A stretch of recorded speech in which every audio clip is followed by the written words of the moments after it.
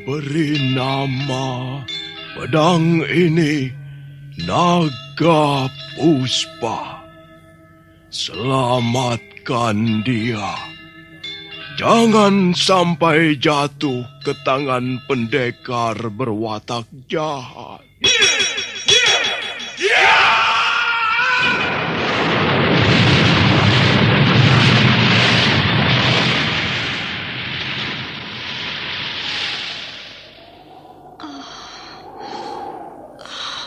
Kakang Kamandanu, kau masih juga tidak percaya bahwa aku mencintaimu. Mesin, maafkan aku, Mesin. Mesin. Mesin!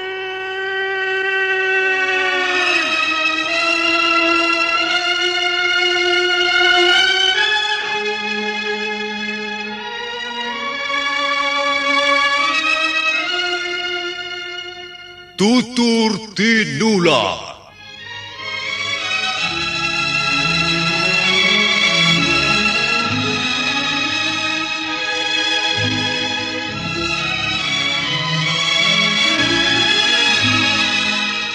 Sebuah sandiwara radio serial, produksi Sanggar Cerita dan Teater Sanggar Prativi. Sebuah kisah dengan latar belakang sejarah runtuhnya Singasari dan berdirinya Kerajaan Majapahit.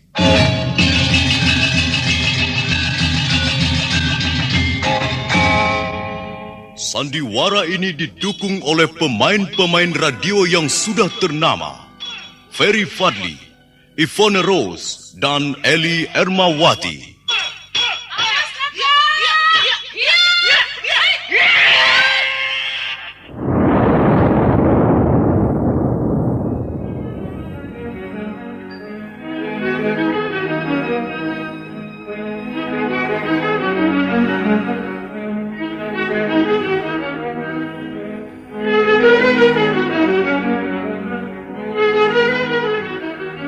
Cerita ini ditulis dan disusun oleh S. Tijab.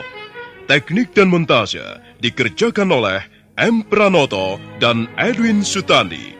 Dengan sutradara C. Ispriyonoka.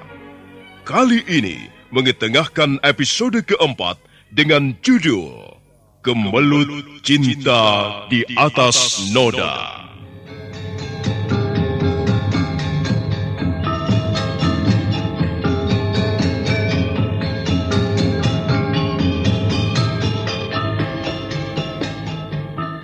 Dalam seri ke-91 ini didukung oleh para pemain Ferry Fadli sebagai Arya Kamandanu, Eli Ermawati sebagai Mesin, Hari Akik sebagai Empu Hanggareksa, Eli Panca sebagai Nyi Rongkot, M. Abud sebagai Arya Dwi Pangga, Iwan Daarta sebagai Pamungsu, dan Asdi Suhastra pembawa cerita.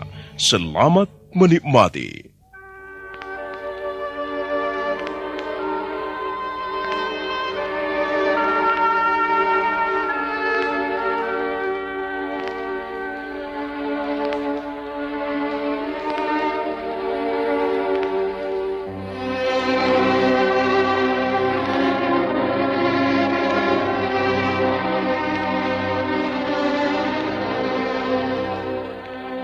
Mesin bergegas melangkah ke kamarnya.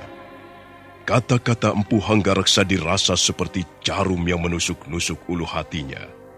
Dia menjadi sangat sedih dan terasing. Dia ingat suaminya, Pendekar Low almarhum. Dia ingat bapak angkatnya, Pendeta Maboye yang juga sudah almarhum.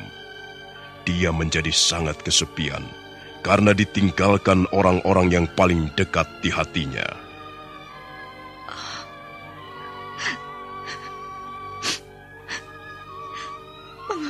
Harus selalu mengalami seperti ini. Kata orang, juga kata ayah Maboye, tidak baik meratapi nasib sendiri. Tapi bagaimana aku tidak meratap kalau terus-menerus mengalami pukulan batin seperti ini? Apakah dunia sudah tidak adil lagi? Apa kesalahanku hingga harus mendapat hukuman seberat ini? Mesin, Mesin, maafkan ayahku, Mesin. Maafkan beliau. Sudahlah Kakang Kamandanu, lupakan saja soal ini. Bukalah pintunya, Mesin. Aku ingin bicara denganmu. Kita sudah terlalu banyak bicara. Bukalah pintunya. Tidak, biarkan aku sendiri, Kakang. Kau marah padaku? Tidak, aku tidak mempunyai alasan untuk marah padamu. Semua ini karena salahku sendiri. Ya, barangkali sudah nasibku, Kakang.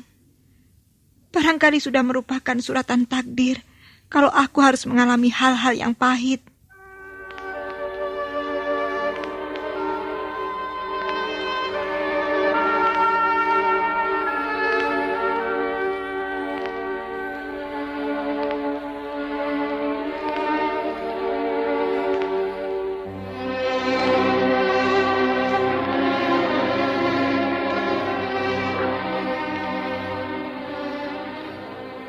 Tidak, Kakang Kamandanu tidak bersalah.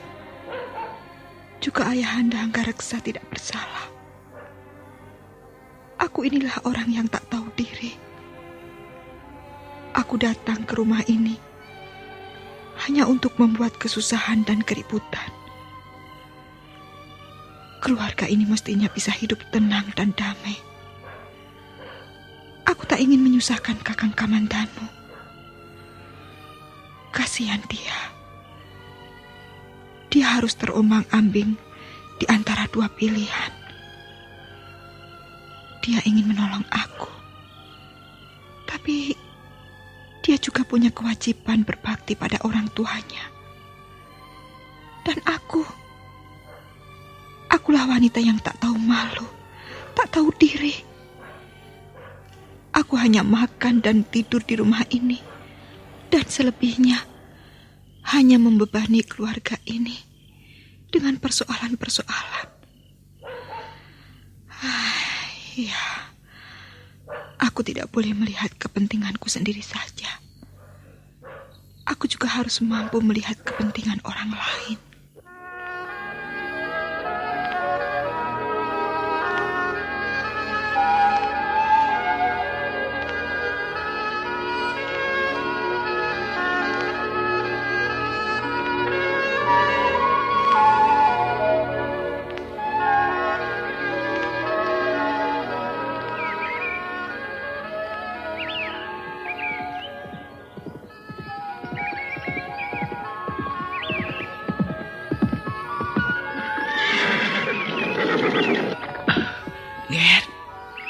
Anger tidak melihat Nona Mesin? Tidak, Bi. Apa di kamarnya tidak ada? Mungkin dia pergi ke pancuran di belakang. Tidak ada, Nger. Bibi sudah cari kemana-mana. Tidak ada. Di kamarnya juga tidak ada. Bibi intip dari sela-sela dinding. Kamarnya kosong. Coba, Bi. Mari kita periksa kamarnya.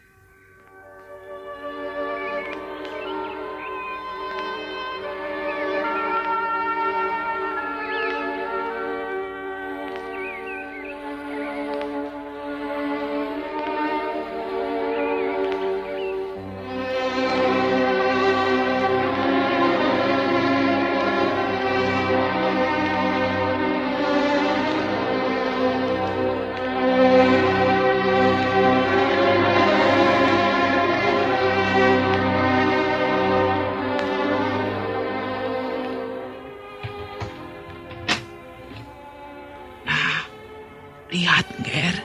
Kosong bukan? Wah, jangan-jangan Nona Mesin ngambek lalu pergi. Semalam memang dia tersinggung mendengar kata-kata Ayahanda, Bi. Dia tidak mau membukakan pintu ketika aku ingin menemuinya. Iya, Nona Mesin memang seorang wanita yang berperasaan halus. Tapi dia jarang sekali mau memperlihatkan perasaannya yang halus itu. Susah, Nger, menebak apa yang dirasakan dalam hatinya yang lembut. Kadangkala dia tersenyum, tapi sesungguhnya dia sedang menangis, sedih. Dia memang tertutup, Bi. Kalau pintu hatinya sudah menutup, maka dia menutup rapat sekali. Lihat, Nger.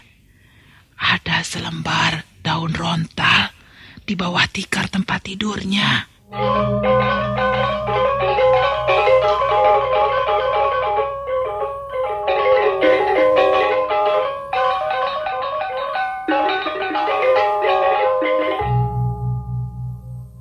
Kakang Kamandanu, semalam aku berpikir sampai jauh malam.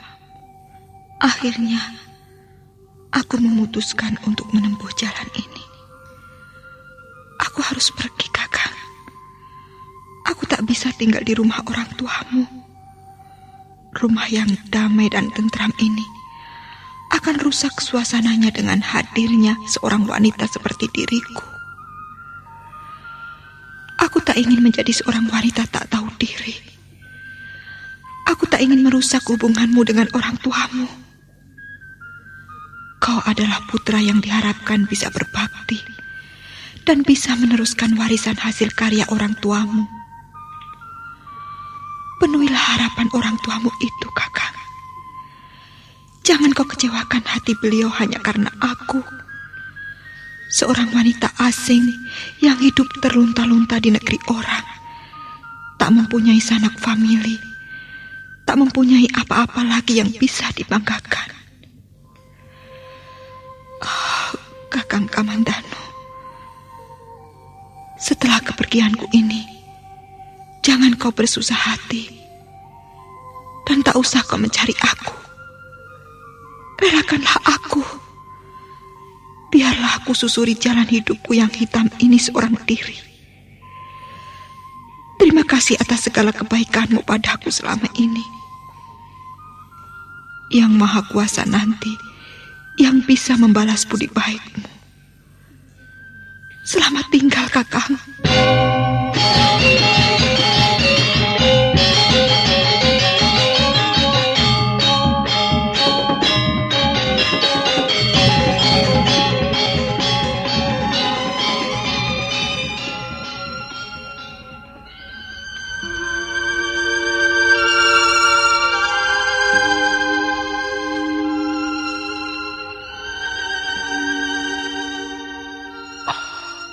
Bagaimana, Nger? Dia benar-benar sudah pergi, Bi. Lalu bagaimana, Nger? Kasihan Nona Mesin. Bibi khawatir dia mendapat bahaya di jalan. Ayahanda memang keterlaluan. Sabar, Nger. Angger mau kemana? Apakah ayahanda masih di ruang penyimpanan pusaka, Bi? Ingat, Nger. Angger Kamandanu harus bisa mengendalikan diri. Angger jangan berlaku kasar pada ayahanda. Kasihan beliau. Beliau pun juga sedang banyak keruwetan, Nger. Aku harus melaporkan hal ini, Bi.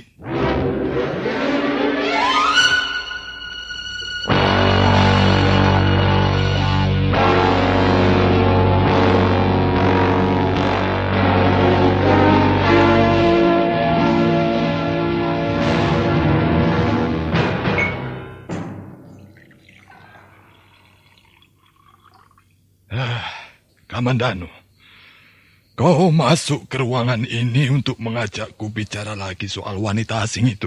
Mengapa ayahanda masih menyebut wanita asing? Bagi saya Mesin bukan lagi wanita asing di rumah ini. Dia sudah menjadi salah seorang anggota keluarga kita. Oh ya, mungkin kau bisa beranggapan begitu, Le. Tapi hukum di negeri ini, adat dan tata cara masyarakat di desa ini beranggapan lain. Bagaimanapun juga, Mesin itu tetap wanita asing, orang dari bangsa lain. Tapi saya tidak lagi menganggap begitu, ayahanda. Kau tidak bisa melepaskan dirimu, pikiranmu dari susunan masyarakat di mana kau tinggal dan hidup. Kau menjadi bagian dari susunan masyarakat yang sudah terpatri ratusan tahun di negeri ini, Le. Tapi apa yang sudah terpatri belum tentu sepenuhnya benar, ayahanda. Bagaimana kau bisa berpendapat sepicik itu? Hah?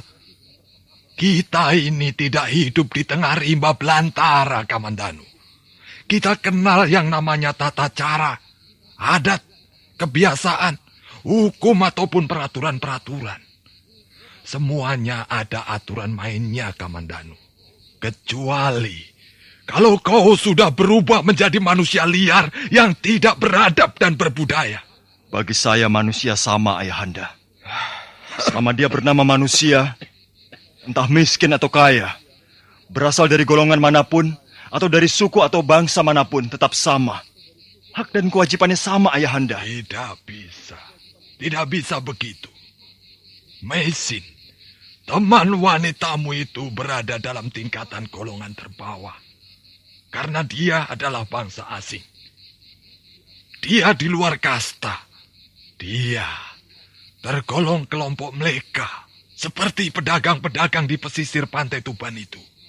Mereka itu bisa orang India, pedagang dari negeri Campa, Kamboja, Siam ataupun Cina.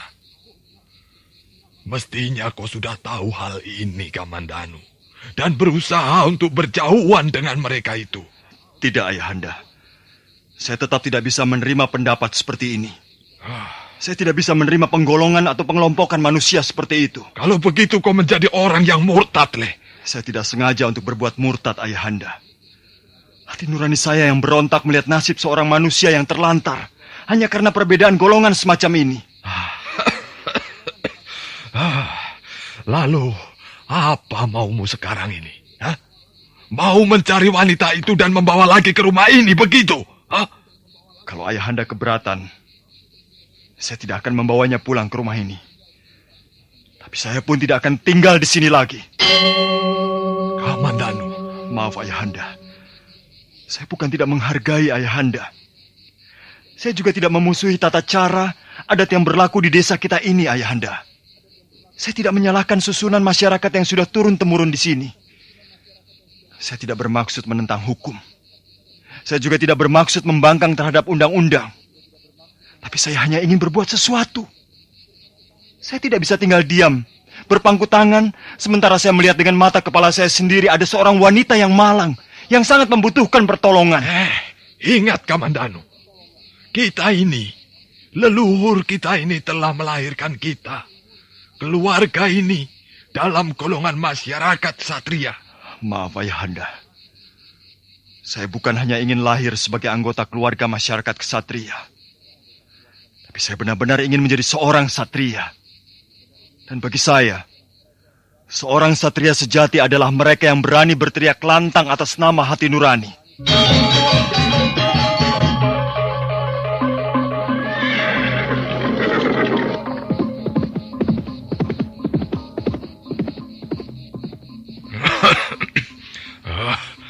Nyinongkot, lihatlah Nyi.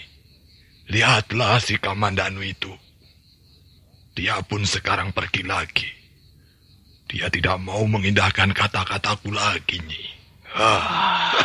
Sudahlah, Gusti. Memang begitulah yang sering terjadi. Tapi mengapa mereka pergi dengan cara seperti ini? Mengapa mereka harus pergi dengan meninggalkan bau busuk di rumah ini? Selama ini aku bekerja keras. Selama ini aku memeras peluhku tanpa kenal lelah. Apa yang kutanam memang tumbuh dengan baiknya. Tapi mengapa buahnya semua busuk? Sudahlah, Gusti. Jangan mengeluh dan meratap begitu. Nanti penyakit Gusti kambuh lagi. Nyirongkot, apakah aku tidak boleh mengeluh dan meratap untuk membuang kesedihan di hari tua ini? Anakku hanya 2 orang. Yang satu Arya Dwi Pangga. Seperti itu kelakuannya. Sama sekali. Dia sudah tidak ingat lagi pada orang tuanya. Dan sekarang Arya Kamandanu juga begitu. Aku hanya mempunyai 2 butir telur. Dan telur-telur itu semuanya busuk. Usahaku busuk. Perkawinanku busuk. Keluargaku busuk.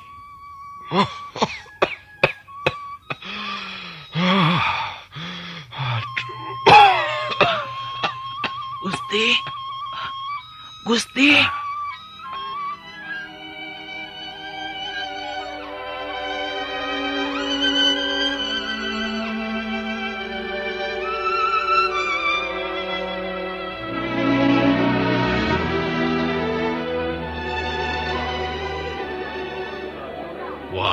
Wah.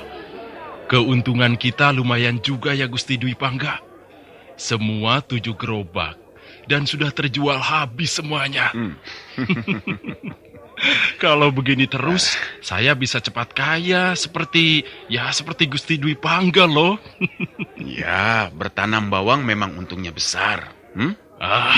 Ngomong-ngomong, desa Jasun Wungkal ini semakin hari semakin ramai saja ya Gusti. Apa kau mau berpindah dagang di Jasun Wungkal, Pamungsu?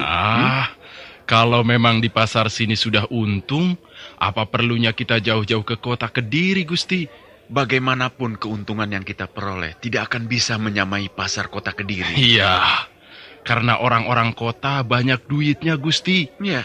Mereka gampang cari uang, dan gampang pula menghambur-hamburkan uang belanja.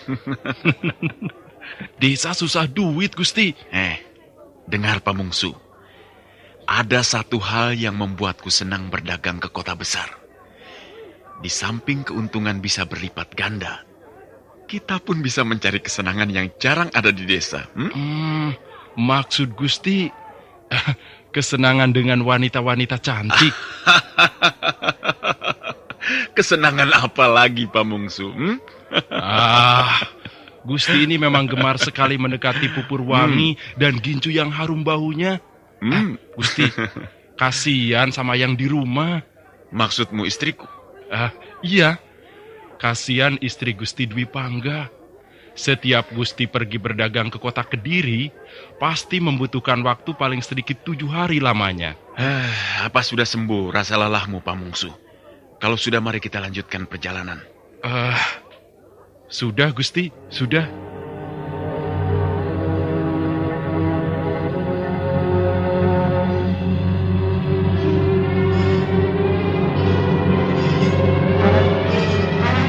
Dua orang laki-laki itu segera melangkah ke arah kudanya masing-masing.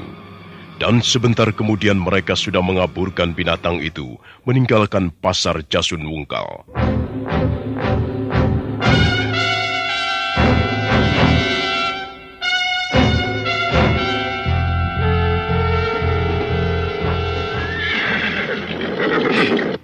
Mengapa berhenti, Pamungsu?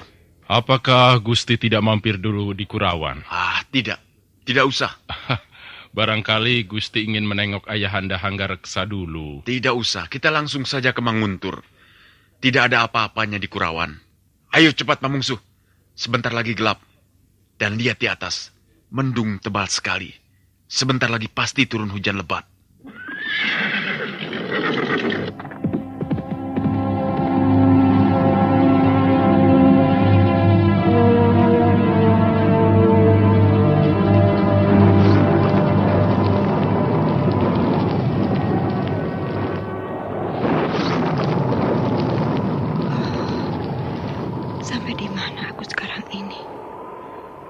Hujan deras sekali, dan malam sudah turun. Akan pergi kemana aku? Tak ada rumah untuk berteduh. Dingin sekali. Perutku sampai kaku rasanya. Tapi aku harus terus berjalan. Walaupun aku tidak tahu kemana aku akan pergi.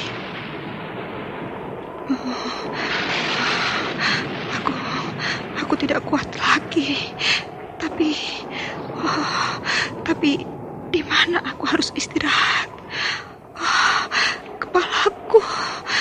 Kepalaku terasa berat sekali dan Perutku mengejang. Aduh.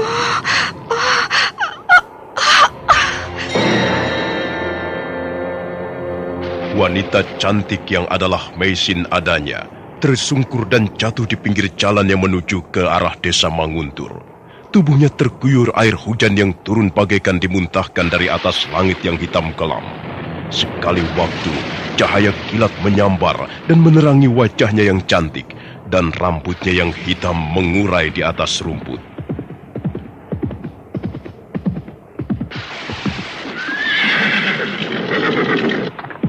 Gusti, ada orang tergeletak di pinggir jalan. Iya, dan agaknya seorang wanita. Mengapa dia bisa tergeletak di tempat ini, Gusti? Akan kulihat. Oh, jangan Gusti, jangan. Berbahaya. Siapa tahu telah terjadi Rajapati di sini. Kita bisa terlibat. Kita bisa dituduh sebagai pembunuhnya, Gusti. Pamungsu, kukira wanita itu masih hidup. Kau tunggu saja di atas kuda. Aku akan melihatnya dari dekat.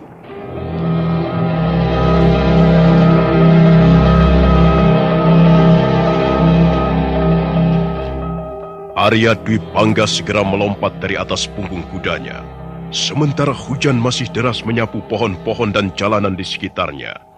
Arya Dwi Pangga mendekati wanita itu dan membalikkan wajahnya yang setengah tertelungkup. Benar, Pamungsu. Dia masih hidup. Masih bernafas dengan baik. Ayo, turunlah. Lihat ke sini. Baik, Gusti. Baik. Lihat, Pamungsu. Dadanya masih turun naik dengan teratur. Waduh. Bagaimana dia bisa tergeletak di tempat ini ya? Tapi Gusti, nampaknya dia bukan wanita pribumi. Nampaknya dia wanita asing, Gusti. Kalau saja dia tidak pingsan, pasti semua orang akan mengira wanita ini bidadari yang turun dari atas langit. Dia memang cantik, Gusti. Cantik sekali. Ya. Aku belum pernah menemukan seorang wanita yang cantik seperti ini. Lalu apa rencana Gusti Dwi Pangga? Yang jelas, aku tidak bakal menyia-nyiakan kecantikan wanita ini. Begini, Pamungsu. Iya, Gusti. Aku bermaksud membawanya ke Manguntur. Loh, apa nanti tidak membuat ribut? Istri Gusti Dwi Pangga pasti akan marah sekali. Kalau pulang berdagang membawa uang banyak, itu sudah jamak. Tapi kalau membawa wanita cantik, wah, itu bisa menimbulkan perang besar-besaran, Gusti. Pamungsu, aku juga tidak akan berlaku bodoh seperti itu. Tentu saja dia tidak akan kubawa pulang ke rumahku. Lalu akan Gusti bawa kemana? Ke rumahmu. Wah, ke rumah saya. Aduh, saya juga punya bini, Gusti. Bini saya juga pencemburu sekali. Kau bisa menjelaskan pada istrimu bahwa wanita ini tidak ada sangkut pautnya denganmu. Akulah yang akan bertanggung jawab. Akulah yang punya urusan dengan wanita ini. Dan aku sangat membutuhkan pertolonganmu untuk menitipkan wanita ini di rumah kalian. Kupikir rumah kalian cukup aman karena letaknya di pinggiran desa, jauh dari rumah-rumah penduduk desa yang lain. Aduh, Gusti Dwi Pangga ini ada-ada saja. Sudahlah Pamungsu. Bantulah aku mengangkat wanita ini ke atas kuda. Ayo. Ya. Baiklah. Tapi nanti kalau ada apa-apa, saya tidak menanggung akibatnya loh, Gusti. Iya, jangan khawatir. Aku yang akan bertanggung jawab. Ayo cepat, bantu aku. Kau di sebelah sana, Pamungsu. Ayo, awas, pelan-pelan. Iya.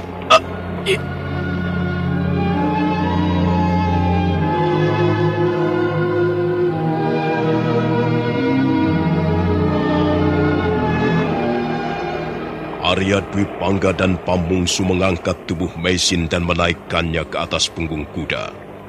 Hujan masih deras mengguyur permukaan bumi. Tak lama kemudian mereka pun meneruskan perjalanan ke rumah Pamungsu yang terletak di Manguntur Selatan.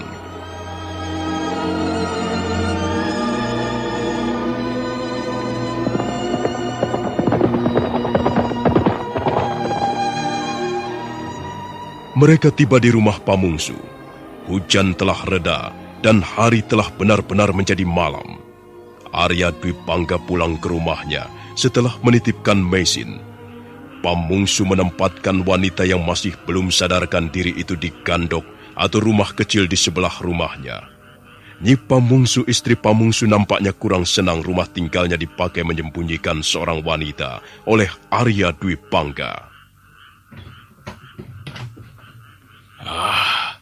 Dia masih belum sadar juga. Pakaiannya basah kuyup. Mengapa tidak kau ganti saja dengan yang kering? Kenakan saja kainmu. Gila kau, Nyai. Aku kan seorang laki-laki. Malu aku kalau harus menggantikan pakaian seorang wanita. Kenapa harus malu, Kakang? Ganti saja. Telanjangi dia dan ganti pakaiannya yang basah kuyup dengan kainmu atau bajumu. Lalu kau tidur saja sekalian di gandok bersamanya. Jangan begitu, Nyi. Jangan begitu. Malam-malam begini, kau jangan membuat gara-gara yang bisa menimbulkan perang. Biar. Aku memang mau perang. Aku tidak senang rumah kita ini dipakai menyembunyikan wanita jalanan, Kakang. Jangan sembarangan bicara kau, Nyi. Belum tentu dia wanita jalanan. Kau kan bisa melihat sendiri dia pingsan. Dia kami temukan tergeletak di pinggir jalan. Lalu Gusti Dwi Pangga bermaksud menolongnya. Kan ini suatu maksud yang baik. Iya saja, karena yang mau ditolong wanita cantik. Lagi pula kau ini kok selalu menuruti saja apa kemauan Gustimu Dwi Pangga itu, Kakang? Nyi, kalau aku tidak mau menuruti kemauannya, aku bisa kehilangan penghasilanku. Kau tahu, selama ini kita hidup dari hasil jerih payahku membantu usaha dagangnya. Baiklah. Alasanmu cukup masuk akal.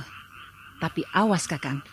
Kalau sampai kau berani bermain kurang ajar dengan wanita itu, akan kupotes hidungmu yang bulat dan besar ini. Ampun, Nyai, ampun. Hidungku bisa amblas nanti. Jangan, Nyai. Kau tunggu di sini ya. Biar aku yang akan menggantikan pakaian wanita itu. Awas ya. Aduh. Punya bini satu saja kok aneh. Kalau kesal selalu hidungku yang dijadikan sasaran. Dulu kupingku selalu dijewer bapak setiap aku berbuat nakal. Sekarang hidung.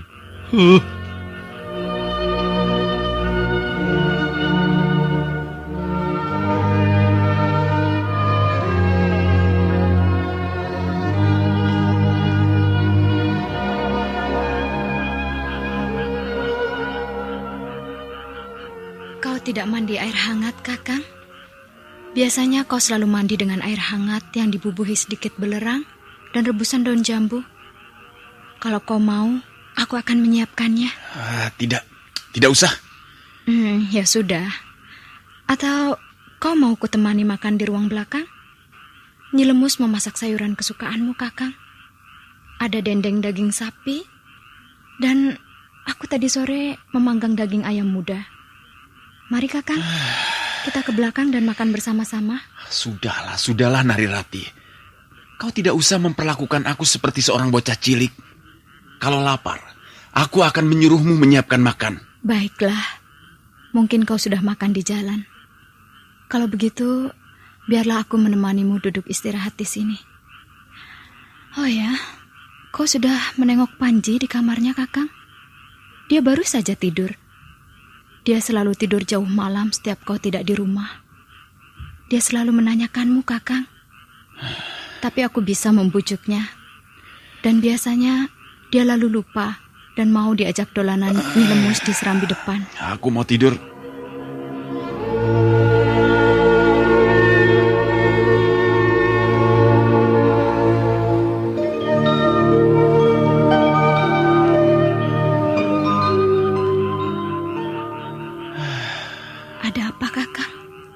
Kelihatan gelisah. Aku tidak apa-apa. Aku istrimu. Aku bisa merasakan kegelisahan hatimu, Kakang. Aku tidak apa-apa. Aku hanya mengantuk. Kalau begitu, tidurlah, Kakang. Itulah. Aku ngantuk, tapi tidak bisa tidur. Mungkin kau terlalu lelah. Mari, kupijit kakimu, Kakang. Atau kau mau kuboreh dengan beras kencur? Sudahlah. Tidak usah, Ratih. Biarkan aku berbaring. Kalau mau tidur, tidurlah. Kenapa kau merepotkan aku? Tidurlah. Bagaimana aku bisa membiarkanmu gelisah dan tidak bisa tidur, Kakang? Aku istrimu. Kau pasti mempunyai persoalan yang mengganggu pikiranmu. Apakah soal usahamu berdagang? Mungkin soal persaingan dagang atau... Tidak. Aku tidak mempunyai persoalan apa-apa dengan usaha dagangku. Kau lihat sendiri hasilnya, bukan? Aku pulang dengan mengantongi uang ratusan ringgit. Baiklah. Mungkin kau tidak ingin aku mengetahui apa yang kau gelisahkan. Aku tidak apa-apa. Aku tidak gelisah. Aku hanya ingin tidak diganggu. Jadi, kau anggap aku telah mengganggumu? Iya. Dengan pertanyaan-pertanyaanmu yang terlalu nyinyir itu. Kalau begitu, baiklah. Aku tidak akan bertanya apa-apa lagi. Tidurlah, Kakang.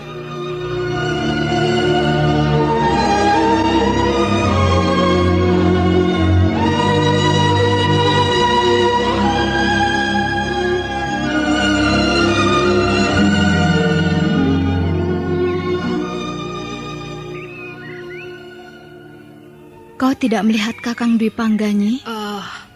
Bukankah Gusti sudah pergi sejak pagi-pagi sekali? Apa tidak pamit, Nini Ratih? Tidak, Nyi. Apa dia tidak pesan apa-apa padamu? Tidak. Wah, kok aneh ya? Memang aneh, Nyi.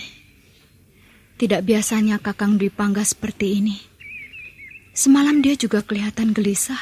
Walah, semalam saya juga tidak nyenyak tidur. Saya mendengar Angger Panji nangis sampai 2 kali. Dia kangen bapaknya, Nyi. Tapi entahlah, Kakang Dwi Pangga sepertinya mau menjauhi kami, aku dan anaknya. Biasanya setiap pulang dari berdagang di kota Kediri, Angger Dwi Pangga tak lepas menggendong Angger Panji. Itulah, Nyi. Aku yakin Kakang Dwi Pangga tengah mengalami sesuatu. Dan sesuatu itu sengaja dirahasiakan pada kami. Sudahlah Nini. Nini Ratih jangan berprasangka buruk pada suami. Mungkin Angger Dwi Pangga terlalu lelah. Bukan, Nyi. Aku yakin bukan karena itu. Ibu. Kau sudah bangun, Panji? Ayah mana, Bu? Ayah mana? Panji mau bermain-main dengan ayah. Panji sudah kangen ayah. Ayah mana? Ayahmu pergi, Nak. Iya, Angger. Nanti ayah juga pulang. Ayah sedang ada keperluan penting, ya? Mari, main-main dengan Nyilemu saja. Yuk. Tidak mau. Aku mau main dengan ayah. Ayah sudah janji mau mengajakku mencari ikan di Sungai Kapulungan. Nanti, kalau ayah sudah pulang, Panji. Sekarang Panji mandi dulu dengan Nyelemus di pancuran, ya? Iya, ya. Nanti kalau ayah pulang, Panji bisa menagih janji ayah mencari ikan di Sungai Kapulungan. Iya. Ayo, Angger mandi bersama Nyelemus. Ayo, biar segar. Tidak mau. Aku nunggu ayah. Aku mau bermain-main dengan ayah. Tidak mau mandi di pancuran. Sudahlah, Nak. Jangan menangis. Ayah, Bu. Ayah jahat. Ayah tidak sayang lagi dengan Panji. Ayah jahat.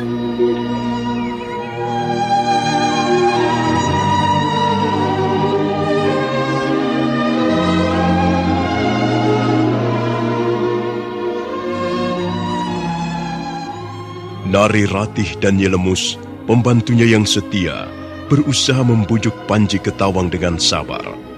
Anak itu memang nakal, tapi sesungguhnya dia anak yang baik dan pintar. Nari Ratih selalu menjadi sedih dan prihatin setiap melihat anak kesayangannya itu menangis menanyakan bapaknya.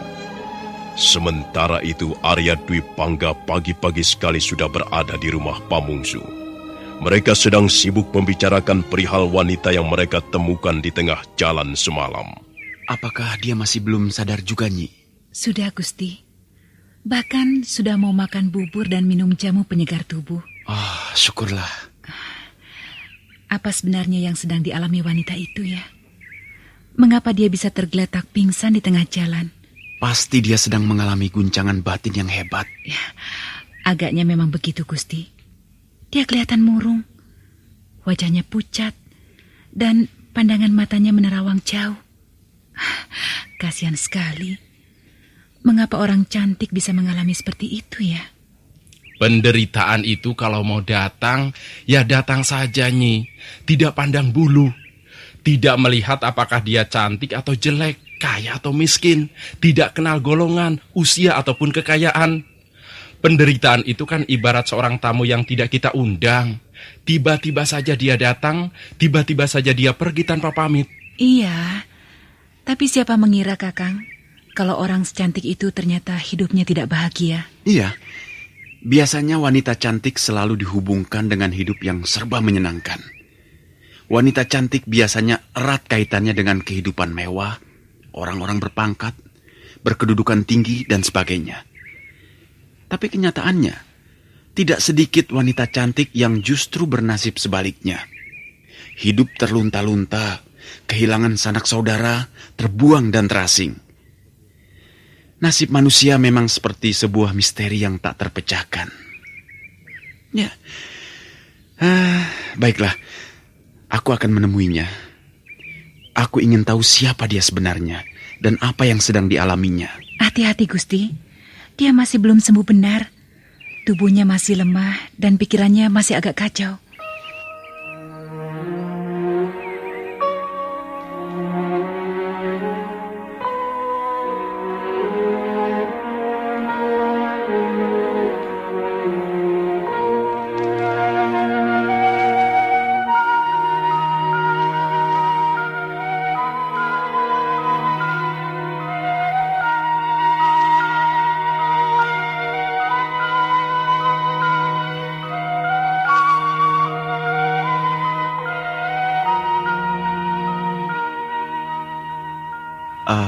Bagaimana keadaanmu? Nyi Pamungsu mengatakan bahwa kau sudah makan sedikit bubur dan minum jamu. Itu bagus untuk kesehatanmu. Kami mengharapkan kau segera bisa sembuh dan sehat kembali. Siapa Tuan?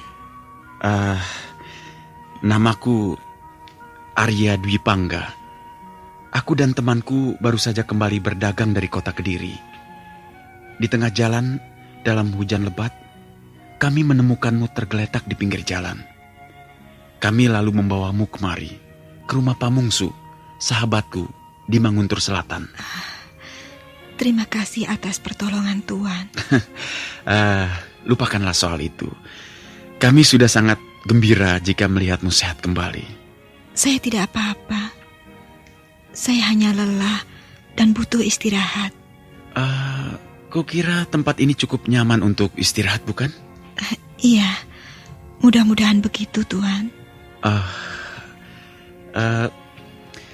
Siapa kau ini sebenarnya? Maksudku, namamu dan juga asal-usulmu. Nampaknya kau bukan seorang wanita pribumi. Kau berasal dari negeri yang jauh. Maafkan, nampaknya kau keberatan menjawab pertanyaanku. Barangkali kau sedang mempunyai persoalan pribadi yang berat. Benarkah begitu? Dengarlah, kita bisa menjadi teman yang baik. Kita bisa saling membantu. Kau tidak perlu malu atau sungkan-sungkan. Katakan saja apa yang kau perlukan, dan kami akan dengan senang hati memberikan bantuan. Barangkali kau masih belum bisa mempercayai kami. Kau mungkin beranggapan bahwa kami bukanlah orang baik-baik. Jangan menangis. Air mata tidak bisa memecahkan persoalanmu. Mengapa kau tidak berterus terang saja? Katakan. Ceritakan apa yang kau alami. Siapa tahu kami dapat membantu memecahkannya. Tuan Dwi Pangga, sudikah Tuan meninggalkan saya sendirian di ruangan ini? Saya hanya butuh ketenangan. Saya butuh suasana yang tenang dan damai. Biarkan saya menenangkan hati saya yang sedang kacau. Tuan tidak keberatan meninggalkan ruangan ini, bukan? Iya, tidak. Aku tidak keberatan. Baiklah, kau istirahat saja dulu. Kau memang membutuhkan istirahat untuk menenangkan pikiranmu.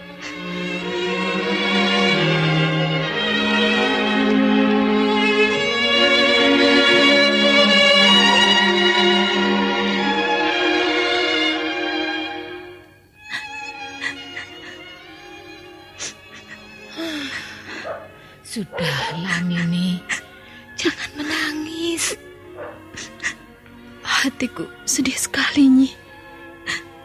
Aku ingat almarhum ayahku. Ayahanda Rekyanwuru sudah tenang di alamnya yang langgeng. Nenek Rati tidak usah mengenal atau memikirkannya lagi. Aku sering kesepian, Nyi. Kadangkala hidup ini terasa sangat sepi. Tidak ada artinya lagi. Aku sering merasa kehilangan makna hidupku sendiri. Kalau tidak ingat Panji ketawa, entahlah, Nyi. Barangkali aku sudah menyusul ayah Rekyanwuru ke alam yang lebih tenang. Alam yang kekal dan damai selamanya. Walah, tobat. Jangan berkata seperti itu, Nini. Tidak baik. Kalau Gusti Yang Maha Kuasa memberi kita umur panjang, nah, hal itu harus kita syukuri sebaik-baiknya. Menyesali keadaan tidak akan merubah keadaan itu. Nini Ratih kan masih muda. Tidak sepantasnya hidup tanpa gairah dan putus asa. Nah, itu ada derap kaki kuda. Mungkin Angger Dwi Pangga yang datang. Hatiku berdebar-debar, Nyi. Tapi aku harus tahu. Aku harus tahu apa yang sedang digelisahkan suamiku.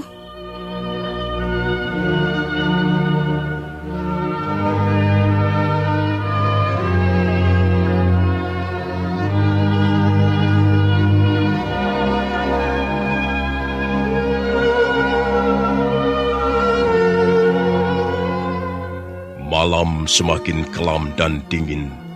Nari Ratih dan Nyelemus nampak belum tidur. Mereka bicara di ruangan tidur Panji Ketawang. Mendadak terdengar derap kaki kuda yang semakin lama semakin dekat.